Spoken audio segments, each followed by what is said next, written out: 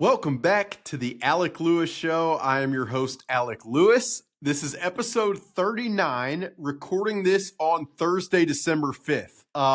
The Falcons play the Vikings at US Bank Stadium here on Sunday, and I am very much looking forward to that. I wrote about Kirk Cousins on The Athletic and theathletic.com, where I do my day job covering the Minnesota Vikings. You can find that over there on the website. And then there's a bunch more from this week. I wrote about Jonathan Grenard, who was named NFC Defensive Player of the Month. It's about time. Nationally, this guy got the credit that he deserves for the season he's had. It's been phenomenal. I mean, what Jonathan Grenard has done, if you've watched every single week and you see the juice he plays with and what he does in the run and against offensive linemen in the pass rush format of the game, it has been nothing but kind of unbelievable. It's got to be the best free agent signing of the cycle, and he's competing in that award vein. He's competing probably with Sam Darnold and a couple other Vikings signings, and that is a testament to what they've done. Today's guest is a guy I really enjoy getting to talk to. I've enjoyed getting to know. He covers the draft and college football for ESPN. His name's Jordan Reid. He's a longtime Vikings fan, so he's paid attention to this team for a long time. Has a pretty good feel for this current class.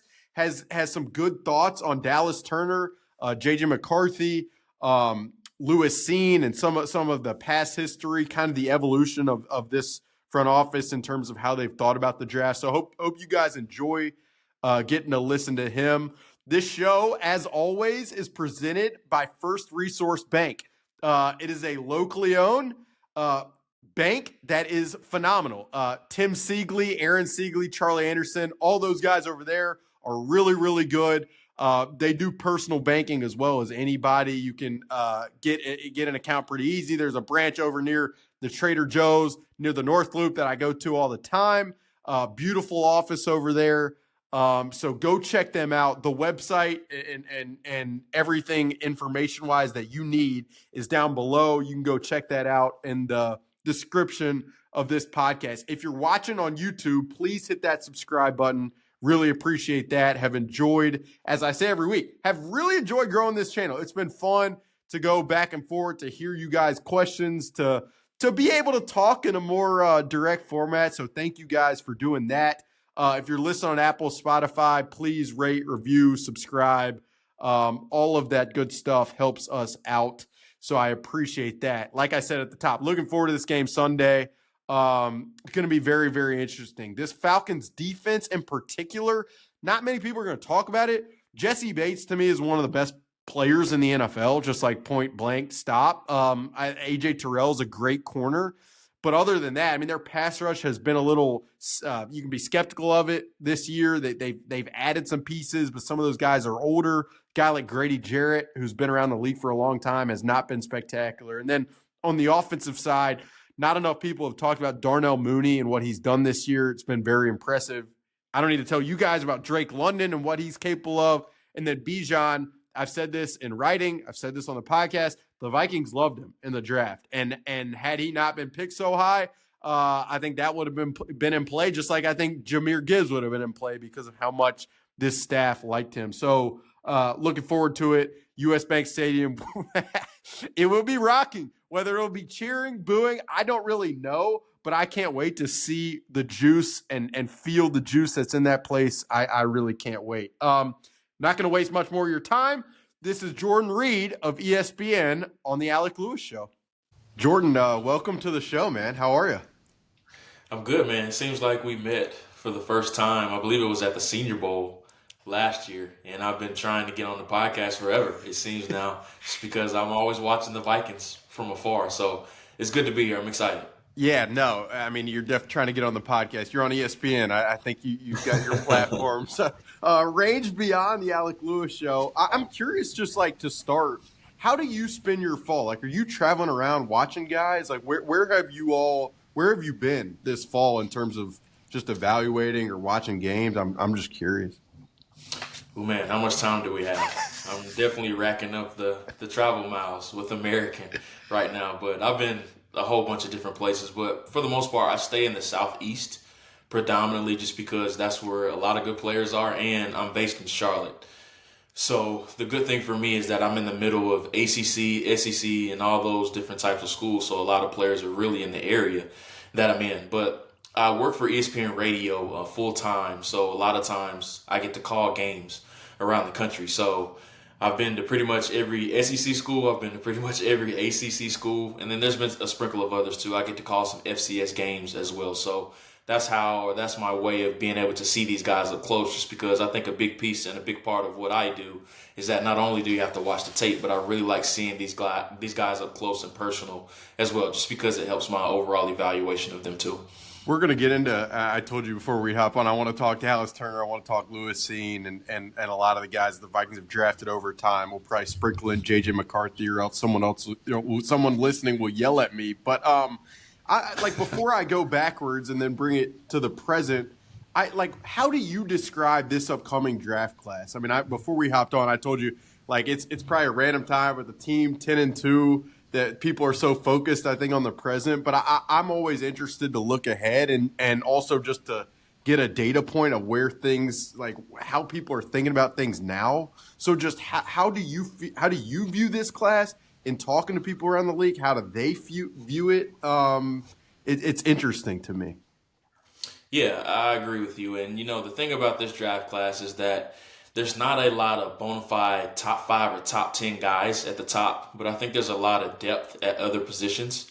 And I would say there's probably about 4 guys that I feel comfortable about that are going to end up with bona fide top 10 grades for me. Will Johnson of Michigan, Mason Graham of Michigan, Travis Hunter of Colorado, who's an obvious one, and then also Abdul Carter of Penn State. I think those are without question, on my board anyway, your top 4 prospects. But after that, it gets really interesting. And I always say, from an outsider's perspective, or people that don't follow the draft very closely, whenever it's a quarterback-driven draft, it's always more interesting to a lot of people. This is not a very quarterback-driven draft class like we saw last year. I mean, we had absolute studs at the top: Caleb Williams, Jaden Daniels, Drake May, J.J. McCarthy, Bo Nix, Michael Penix. We saw 6 guys go in the top 12 picks, something we had never seen before. This isn't a super high quarterback class, in my opinion. Now, it's not as bad as what we saw, I believe it was in 2022, the Kenny Pickett, Malik Willis, Desmond Ridder class. It's not that bad, but I think it's an in-between of what we saw last year and then from that class.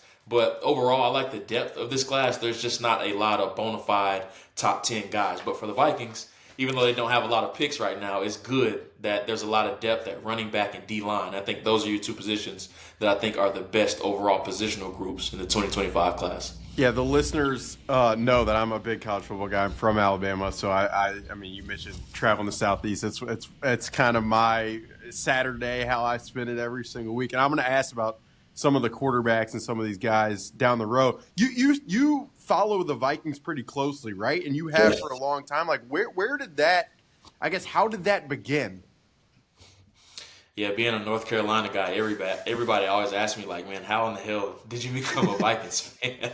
So I was a huge Randy Moss fan growing up. Randy Moss is like a god to me. He's the guy that made me fall in love with football. So I grew up during the era of, they had the game at Minnesota where he's mooning everybody. And those are the games when I really grew up on. And I just stayed with the team. After that, unfortunately, some people say I went the wrong route, staying with the Vikings, but it's a team that I've been loyal to ever since I've been 9 years old when I fell in love with football. So that's how I originally became a Vikings fan and still am one to this day. That's pretty awesome. I mean, as you followed the regime changes and obviously you've accelerated and ascended in your career, I mean, just to get to the present, what have you thought of what Kwesi has done? Of the transition in regime from Rick Spielman, obviously, to Kwesi, and we'll get to the picks here shortly. But just in general, as you followed it as much as you have, what have you thought? What has been your observation? Well, I think the approach has definitely been different, just because with Spielman, he's somebody that he grew up in the NFL, in football. He's a true grinder. He's an evaluator. He was once a scout, and then he worked his way all the way up. We're talking about somebody that has over 3 decades of experience in the NFL. So he was a true grinder as far as the tape, evaluating guys, scouting guys, and he's worked his way up from his time with Miami, with the Dolphins, and then eventually with the Vikings. But with Kwesi, it was a little bit of a different background. And I know he hates using the word analytics, but he's more of a data analytical type of guy, and he had a great observation. He had a great time with the 49ers, and he saw a lot of guys do things the right way from a tape perspective and a data perspective. So I think with Kwesi, the approach has been a little bit different, but what I do want to give him credit for is that with Rick, I thought that they were so loyal to a lot of the guys that he brought in. That roster really got older very fast, and I think Kwesi has done a really good job of bringing in and establishing a new core, in my honest opinion. And there's still some guys on that older core, Harrison Smith being one that was from Rick's old regime. But outside of Harrison, there really isn't a lot of guys left that we've known as those superstars. Justin Jefferson is another, obviously, sorry. Definitely can't forget that one. But outside of those two guys, with Spielman's regime, we've seen a lot of those guys that we have grown up accustomed to seeing on the Vikings. Now they're older and elsewhere. But I think Kwesi has done a good job of not only bringing in outsiders, but I still think he does need to get better with the drafting aspect. But there is some young key pieces in place. But as far as free agency, I think they've done a heck of a job of bringing the right guys in and establishing a roster. Yeah, you said from the drafting perspective, and fans fixate on it, talk about it all the time, and I mean, it's your job to evaluate these guys. I always find like the idea of the draft and hitting in the draft is so interesting to me because I mean, for me at least, it's like you are projecting 20-year-olds what they're going to be 5-10 years down the road, and it's such a hard challenge. I mean, you live this challenge like that is like part of what you do. And to me, I just empathize with it because it is. I mean, it's difficult because you're matching guys from different schemes, guys at different points in their life. I mean, they're so like. I imagine I'm right just in terms of how challenging of a process this is, which does not mean to say that you don't have to hit because you do. That's the job. But it is. I mean, the more you've done this, I'm sure you've like been surprised by guys you think are gonna work and they just don't. It's fascinating to me. Well, I will say this. Vikings fans were really spoiled during the Spielman regime just because he hit on so many guys outside of the first round. I mean, you just look at the roster now. Brian O'Neill, Stephon Diggs, Eric Kendricks. There's been plenty of Dalvin Cook is another. So just going back to the Spielman regime, Vikings fans are really spoiled with those guys outside of the first round hitting. I think they've grown accustomed to they've kind of cling on to their priors of they're expecting these guys outside of the first round to be huge hits. So I will say that. But I think the hardest part of the draft, of course, is hitting on those prospects, but really projecting just because team fit matters so much. And that's the hardest thing to project with these prospects just because we don't know what scheme or what team they're going to. And there's a lot of teams that are at different stages of their rebuild. There's some teams that are ready to be Super Bowl contenders or already Super Bowl contenders, while there's others that they may draft a guy that needs to develop and they're on that Super Bowl contender where they don't have that leeway. And then there's others that may just they just don't go to a great situation. That always happens with a lot of guys, and then you see them go to another spot and then they end up flourishing. We're seeing that around the league very frequently now. So the hardest part is projecting, but also just trying to nail down which team they would be best on. But sometimes it just doesn't work out for either side. Yeah. And I always think about it's like a guy can draft the player, and then that whether it's the GM or the head coach or the DC or the linebackers coach who like that player, they end up getting let go. And so that initial vision is just thrown out the window for the next guy who comes in. So, I mean, I could go on this for days, you know that. But, I mean, to get to some of these guys in particular, I mean, here locally, there has been a lot of talk about Dallas Turner. You know, he hasn't played a ton. When he has played, there have not been like the crazy splash plays that I think everyone would expect, both from where he was picked and the amount of picks that was given up for him. I part of the reason I want to bring you on is because you evaluated this guy closely. You know kind of the talent that he showed, the measurables, all that stuff. What did you see in this guy? And then just what have you thought of maybe like the early part of his road as an edge rusher with this team? Well, the athleticism with Dallas is something that was always phenomenal with him. And I mean, we can go back to how he tested at the combine. He was 6'2.5", I believe, right at 250 pounds, jumped over 40 inches in the vertical, ran really fast. So the athleticism wasn't something that just popped on tape. He showed it and he proved it in the testing as well. And I think it does translate to the field with him. We saw it at Alabama of where he just got better every single year. But the big question about Dallas was going into his last year at Alabama, now that Will Anderson was gone to Houston, he ended up being a top 3 pick. Could he be that go-to, that number one guy? And he proved that he was able to do that at Alabama his last year. Now with the Vikings, I think a lot of people are probably underwhelmed with Dallas, but you have to remember he has 2 guys that are really producing in front of him as well, with Andrew Van Ginkel and also Jonathan Grenard as well. And then Patrick Jones, he's having a good year too in a contract year. So there's a lot of guys that are really ahead of him right now.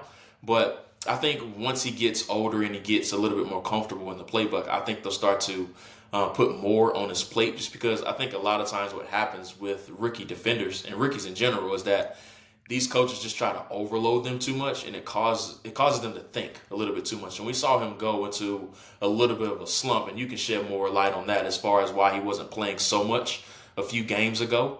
But I think that was more of a byproduct of just those guys having really good years. I mean, there's some studs in front of them. Van Ginkel and then also Grenard are having really good seasons. So it's just like, where are the snaps going to come for him? We're not going to take these other 2 guys off of the field that are veterans and then also producing for us at a very high clip just to fit him in. So now I think what we're seeing more with him is that they're getting him on third down in those pressure packages, lining him up in the A-gap, and, using him in those various packages that Brian Flores wants to run. Now, eventually, I think a full-time role will come for him. Now, is that going to be a year or 2 down the road? I don't know that, just because Van Ginkel and also Grenard are in a contract for multiple years. So I think they're doing the right thing of slow feeding him or slow playing him, but eventually they're going to involve him more, like what they have done over these past few weeks. Yeah, and I mean, it goes back to like the broader ideas of like patience in some way. It's like, I mean, it's still a young guy. To you mentioned the athleticism. I mean, you know this, but like, and you could speak to this, but I'm always interested of like edge rushers translating from college to pro. That seems to me like a position that like takes more time. Like, you talk to people internally, they'll say it's like pitchers developing different pitches. Like, that takes off season. Like pass rush moves. Like, have you seen that in some of your evaluations of guys in the past? And like, I don't know if there are examples that come to mind of just like guys who it does take time for them on the edge to become probably the pass rushers that they are projected to be. And it's literally called a projection for a reason. Yeah, and I mean, he's not on the roster anymore, but I think Danielle Hunter was a great example. A guy that didn't have a lot of production when he was coming out of LSU. And the big worry about Danielle was, could the production match the traits with Danielle? Because I believe he didn't even have 10 sacks when he was coming out of LSU. But for him, it was just reps. And I think that's the same thing for Dallas. And you have to remember, he's only a part-time player right now. So his reps are always going to be magnified. And let's say he's getting 20 snaps a game. He may not have an impact in those 20 snaps, just because it's kind of like getting in the feel of a game. And a player that's only playing 15 to 20 snaps, it's hard to get in the flow of the game, just because every rep is going to be magnified. And then also, I could be going against an offensive tackle, a different offensive tackle every single snap. And these blockers are really, they know these guys that they're going up against. So Dallas really doesn't have a feel for these different offensive tackles that he could be going against. He could be lining as a 9 technique one play. He could be a 5 technique. And then, I could be lining up in the A-gap on another play. So it's kind of tough for him to really get into the flow of the game, really only playing, let's say, 20, 25 snaps a game. But that's why I said, like, once he gets a full-time role and understands the guys that he's going against predominantly, I think he's only going to get better. Yeah, the listeners know this for me, but like I cover baseball. So I almost think the way you talked about it there, it's almost like a pinch hitter. It's like, how are you gonna just come in and then just like get good swings off after being cold for 7 innings? Like it is that type of situation. And I also, you talk to people inside the building, and you do, and I do, and I'll say that like there has never been one question for me in terms of when I talk to these people about the work ethic, like how committed he is, his ability to handle a lot. Like, I think all that stuff makes sense. And then I go back and forth of, like, Grenard and Van Ginkel have been as good as they've been, and they've played as many snaps as they have, but you're a 10-2 team trying to compete and, like, contend. So just to take these guys off to help development for a guy like Brian Flores, that has to be a really, really hard thing, because you need to maximize every snap to win these games to give yourself the best chance in the end. It's that balance of like the development versus like just trying to win the game. I mean, it is a hard one, in my opinion. I like sticking to edge rusher real quick. Like, Jared Verse has been phenomenal. Is this been beyond just because we're talking about this position and these guys drafted, like, is what Jared Verse in Los Angeles has done beyond what you thought he could do this early? No, not at all. And I know that may be crazy to say, but if you think about just his ascension, and he was at Albany 2 years ago, he steps on to Florida State, he makes an impact right away, and he just continuously got better every single year of his college career. And I always say that power rushers are the guys that usually translate the quickest, just because if there's one thing that I know is going to translate or helps those mature guys is being able to sustain against the run, but also you can use your power mixed in with some of the moves that you have. And we both know, and I said this during the draft, his hands are like a heavyweight boxer. And we saw it when they faced against the Rams, and then we've seen what he's been doing this season. Like, his power is absolute hell to deal with. And that's something that I always thought was going to translate with Jared Verse. Now, did I see him being a double-digit sack guy right away as a rookie? I would be lying if I say I did, just because we very rarely see those edge rushers come in and make that type of instant impact. But as far as him being able to play from day one, I always thought he was going to be able to do that. No, and I think your mention of like power guys translating, that's a great data point both for me to have and to think about with Dallas, like by comparison, and for the listeners. Like, I think these guys are different body, and I'd say Dallas probably, and I imagine you would agree with this, but Dallas probably fits this Flores system better in that he can drop off the line of scrimmage. He has the kind of like vision intelligence to be able to do that. He can play off the ball, which fits Flores a little better probably than a Verse. Now, you'd love to have that sack production, but the fit is essential. So I imagine you would agree with that. Yeah, and I mean, even you have to think about, even if Verse was here, you're still not going to start him over Van Ginkel or Grenard. So the success that he's having with the Rams, we wouldn't be seeing him play nearly as many snaps as what he's doing in Los Angeles. Yeah.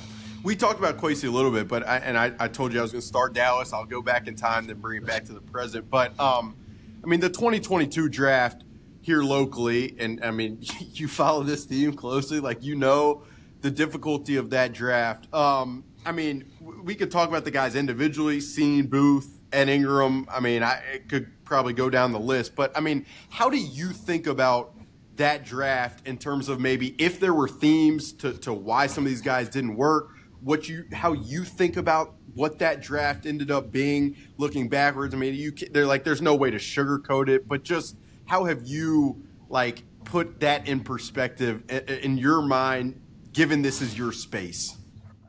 Yeah, well, I will say I was very high on Cine and Booth. I actually thought both of those players were first-round caliber of players. But with Cine, I think you have to factor in the injury with him.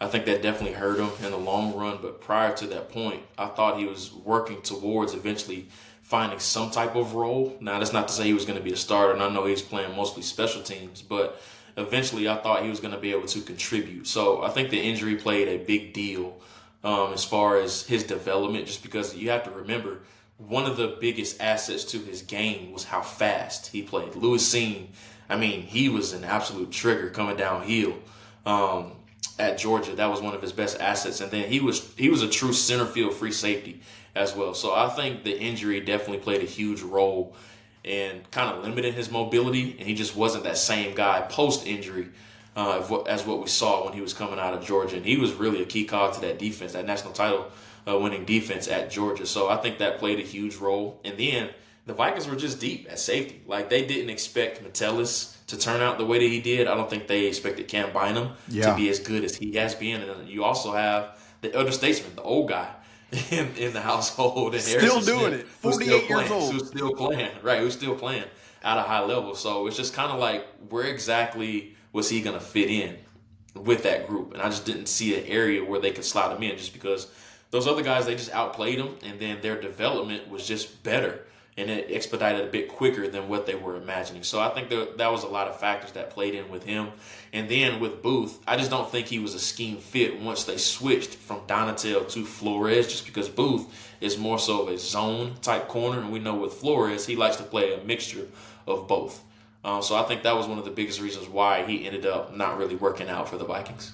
Yeah, for me, like, and I mean, you know, I live in this space, so I think about it all the time. But like the theme that like I've kind of developed in my head regarding that draft, and it's something I wanted to talk to you about in terms of evaluation. But like I felt like a lot of these guys, and I even include Ed Ingram in this, just it didn't feel like from like a on-field processing perspective, they were as quick, and this might not be fully fair, but they were as like aware and quick and could kind of see the field at a level that like and this is not a fair comparison, but if I go to the Chiefs, okay, and go to like the Nick Boltons, the Trent McDuffies, the guys they've drafted defensively, even what's the guy's name? Jalen Watson, the cornerback. Like all those guys seem very like aware of space and time on the field, and it felt like that wasn't as much of a theme for the Vikings with the guys they picked in 2022. And I mean, how hard is that to pick up on tape? Like I watched some of these guys in college. It's hard. I can't imagine. Maybe you can see it. Maybe you talk to guys and they talk about it. But that seems like a very hard quality to be able to kind of just weed out in the evaluation process. Yeah, well, a common theme with Kwesi's first draft was that they drafted high caliber or high testing athletes that they hoped they could eventually coach and things would click for them. And that was commonly seen. And I know Booth was hurt throughout the pre-draft process, but he was seen as possibly a high tester. And then Ed Ingram was an awesome tester at the combine too. So that was a common theme with them. They took high caliber athletes that they could potentially coach up and hope that things click for them by the tail end of their rookie contracts. So that was one thing I think they have switched a little bit from, and they're more of a instinctive driven drafters now, which is what you're seeing with the Chiefs. I thought the Vikings did a good job of doing that last year as well. I thought they took some very instinctive players that potentially could play very early on. And I mean, they've taken some instinctive players as well. I think Mekhi Blackman, who's going to be a good player for him once he returns from the ACL. I think he was a high caliber athlete that already had good instincts, but I think they've gone more to the Chiefs mold of taking those instinctive driven type of players that they hope can contribute right away or earlier, than more so of taking bets on the high caliber athletes that you may have to coach up and develop that could eventually turn into contributors down the road. Yeah, and it's got to be such a hard balance too within that of like the high caliber athletes can lead to the elite players, but then the instinctive guys might not test well, or they might, I don't know, like their ceiling might be capped in some way. So that balance to me is very interesting. But like I do think over time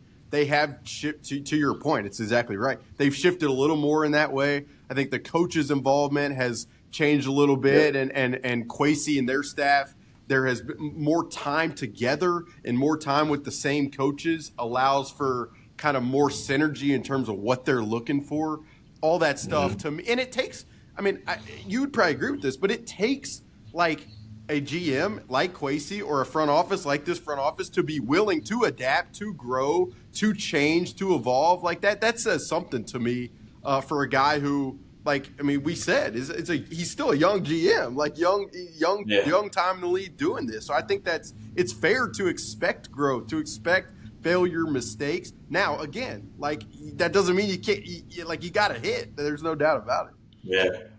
Yeah. I mean, it goes back to that C word we heard KOC and Kwesi say a million times when they both got hired: collaboration. I think they've done a great job of collaborating over the past 2 years, just because we've seen this team really start to align. Now, I'll keep saying this, the young depth does need to improve on the roster, but as far as free agency, I feel like they've done a great job of bringing the right guys in to really supplement where their deficiencies have been or where they have missed at in the draft.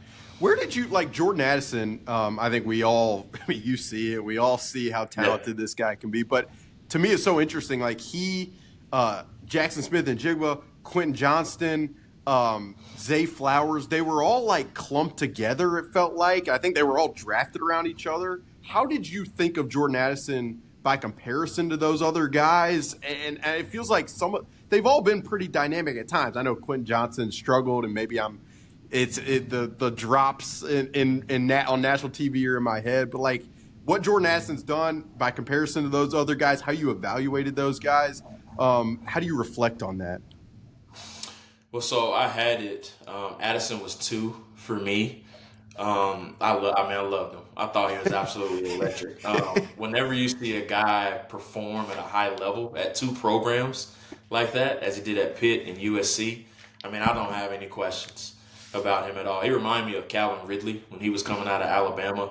kind of a slender frame, but as far as like great hands, can make you miss, an outstanding route runner, plays the game like he doesn't have any ankle bones when he's running routes, just because his routes are so vicious. That was on my scouting report with him, and I mean, you saw it. You probably saw it when he was a rookie in training camp of how just well seasoned of a route runner he is right away. But I always thought the key to his success was to go somewhere where he could be a number two. And he went to the perfect spot, already being that complementary option to Justin Jefferson, to where he can feed off of somebody else in the passing game. I didn't think he was ever going to be a true bona fide wide receiver one, just because he doesn't have the physical profile to be that. Jordan's not an overly big guy. I mean, you see him every day. He's not an overly big guy at all. So I thought he needed to go somewhere where he could be that complement to a dominant wide receiver one, and that's why I thought he went to the perfect spot, playing that Robert Woods type of role, like we saw in the Rams offense when he was there, really feeding off of that true dominant wide receiver one. Who did you have one among those guys? I'm curious. I had Smith and Jigba. I had number one. Okay. Yep, and I had Zay Flowers 3, and I had Johnston 4. The drops was my biggest concern with Johnston. Yeah, makes sense. It pans out.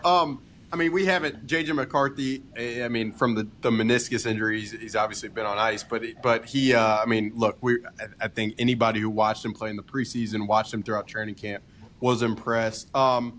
I mean, how what was your evaluation of him? And then, like, how do you think about him going forward in terms of maybe where you wanted to see growth or what you want to see? I mean, you follow this team, so what do you want to see? What signs will make you feel good, feel comfortable, feel confident?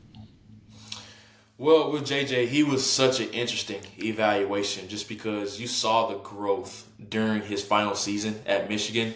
And I always thought he was going to be around one guy eventually just because of the upside with JJ. And I said he's always a player you have to have a long-term view for. If you just view JJ in the short term, you're not going to see him as a first-round pick just because I believe he finished his career with 28 starts. He only had 12 starts of where he threw 20 passes, where he had 20 or more passing attempts, I should say, which is a very small sample size for a quarterback, especially around one guy.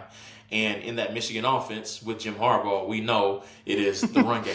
That is what it is predicated upon. So a lot of people were saying, like, why would anybody take him in the first round? But when they did allow him to throw the ball, you saw a lot of the traits that got a lot of people excited. And out of last year's draft class, he was one of the few that really had snaps from the shotgun and then also under center, which is something that you're going to have to do in the NFL. But everybody was hoping that their favorite quarterback coming out of the draft landed in Minnesota just because of the infrastructure and the surroundings with KOC and Justin Jefferson, Hockenson, Addison.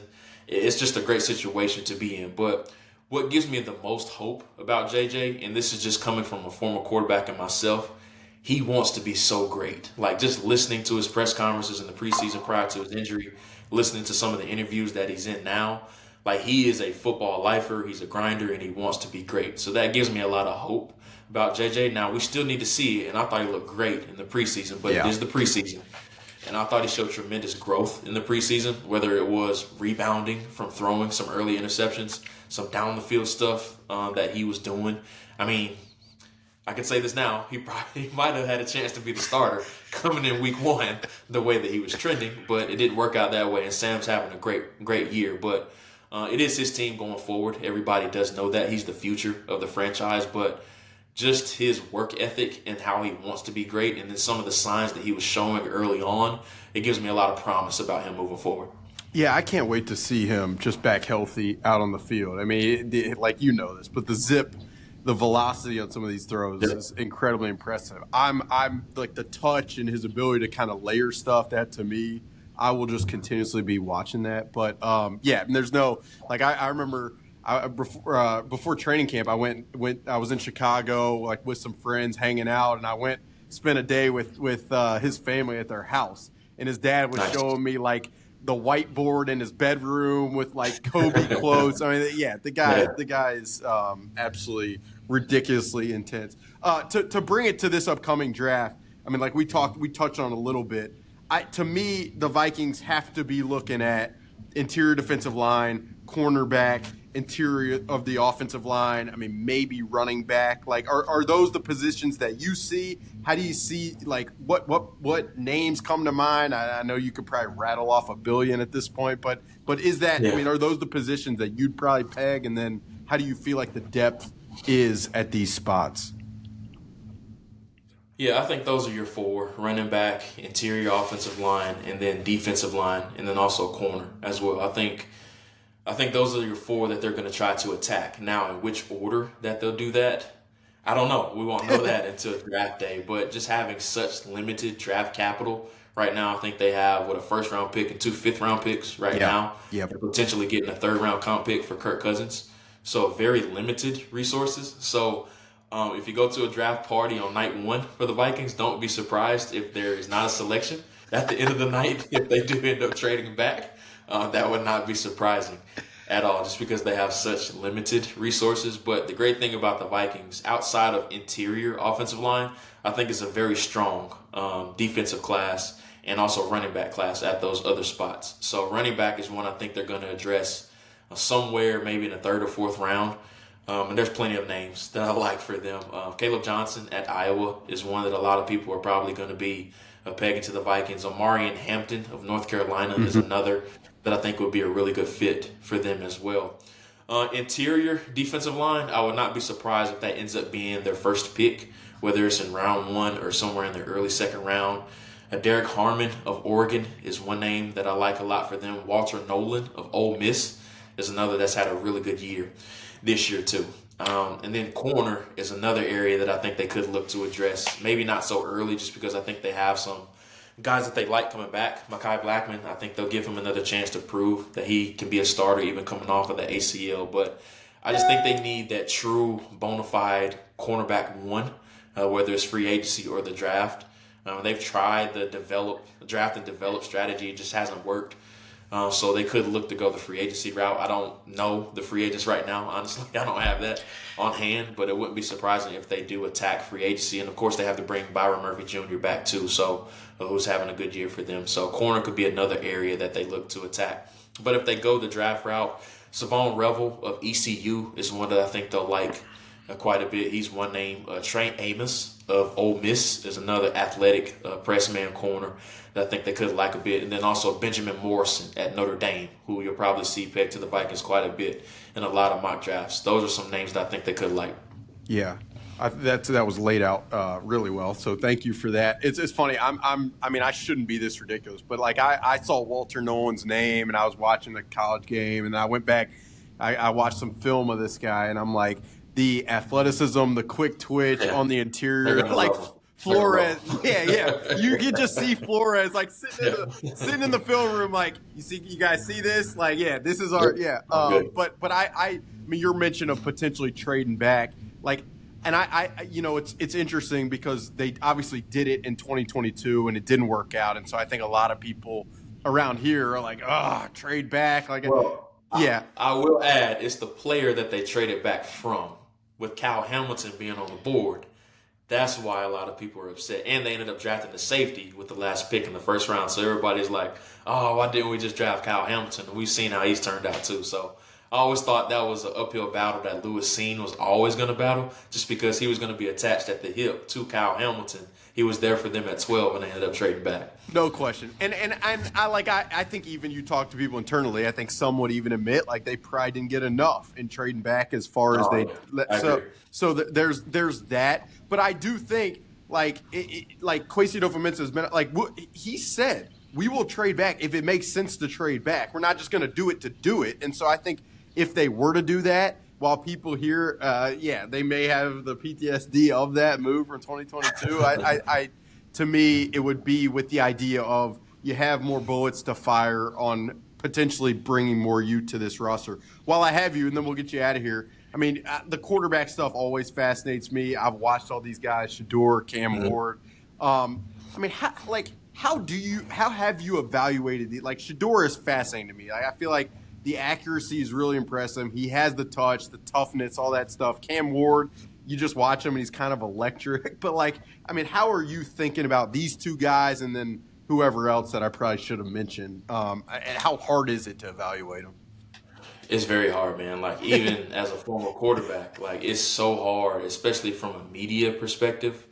It's so hard to evaluate these quarterbacks just because we don't know how they're wired, where they're being taught in the meeting room, like what are their future aspirations, like how much do they love the game. Those are things we can never really assess just because we're not in the what I call speed dating combine interviews with them, trying to get to learn them. The only way we can get to learn them is a quick podium session at the combine, and then also people that you talk to in the building with various sources, and also scouts around the league. So that's really only our way of really getting to know these quarterbacks. So quarterback is always going to be the toughest position, not only from the media perspective, but it's tough for the league too, man. Like it's hard to hit on quarterbacks just because we all can't predict the future, but we don't know how these guys are going to turn out on the next level. Sometimes you have a Brock Purdy, and then there's some other guys that turn out to be really good that you take at the top of the draft. You just don't know how these guys are going to end up. But on the subject of Ward and Sanders, I actually have Ward as my top ranked quarterback, and I will say this. I believe the floor of Shador is higher than Cam's, but the ceiling of Ward is higher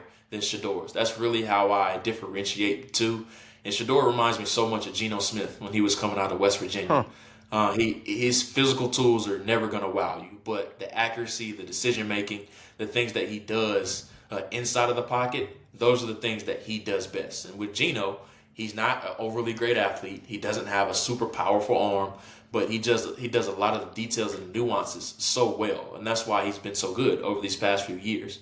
But with Cam, he's just an electric factory, man. Like he can make any throw on the field. It doesn't matter the platform. And the best way I compare it is that he throws the football like a shortstop.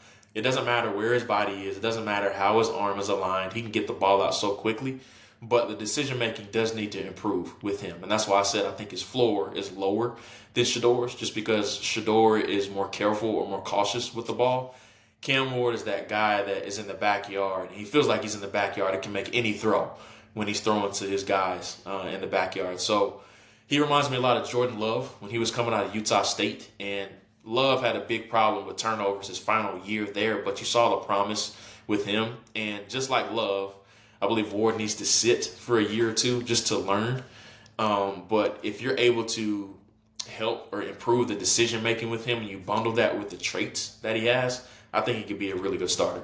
I think what you said kind of at the start of that, I mean, like in terms of not being in the meeting room and how hard it is to evaluate guys without those type of details and that information. Like I think part of the reason like the combine numbers are talked about and some of like the production is talked about, all this stuff is like that's the stuff on the outside like you can see and you can know for sure. That other stuff is, I mean, you're going off sources or just like what you think, and it's just a tough. It is a like you guys' job, and then your name's on the projection that can be looked back on 5 years out. Like it is a tough. I mean, Dane Brugler, who writes for The Athletic, like Dane had Lewis, Dane had Lewis seen the first round, like, and you talk about like why didn't it work? Well, was it this? Was it this? I mean, the draft to me is just it's so tough. But I think.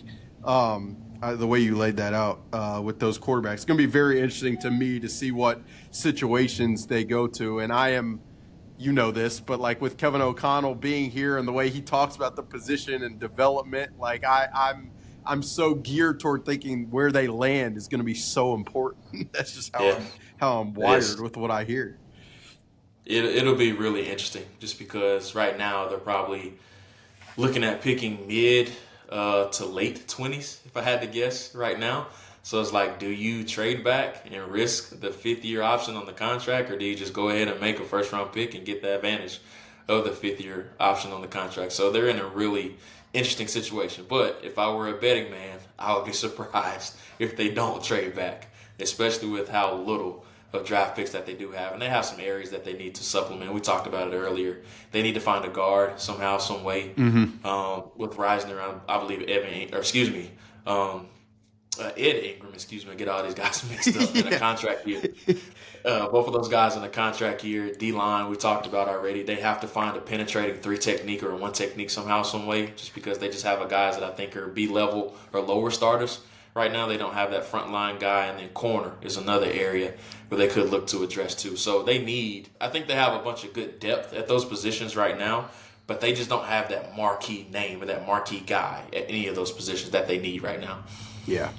No doubt. Well, Jordan, I appreciate you hopping on. Thanks for doing it. Enjoy your travels around the Southeast throughout the duration of this year, and then the draft cycle, which I mean, it's relentless. It's just nonstop 7-round mock Yeah, draft. But you guys are gonna be churning and burning. But no, I appreciate you hopping on, man. Thank you for doing it.